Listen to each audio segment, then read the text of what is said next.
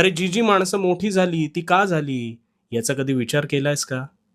त्यांचं कर्म हा त्यातला एक भाग, पण सगळ्यात महत्त्वाचं म्हणजे त्यांनी ह्याच भीतीवर आरूढ होऊन प्राप्त केलेला तो विजय. तुला काय वाटतं? त्यांना भीती वाटली नसेल?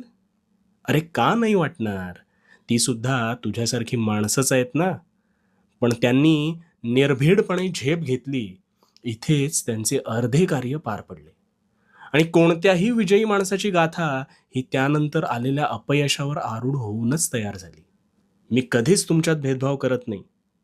पण तुझ्या मनाला लागलेली भीतीची जळमट ह्यामुळेच तुझी प्रगती होत नाही. ही भीती मुळात सत्यात वासच करत नाही बघ. पण हा सर्व तुझ्या मनीचा डाव आहे.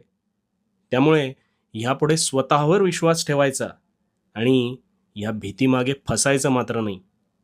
आणि तुझ्या आतला आवाज सदैव ऐक.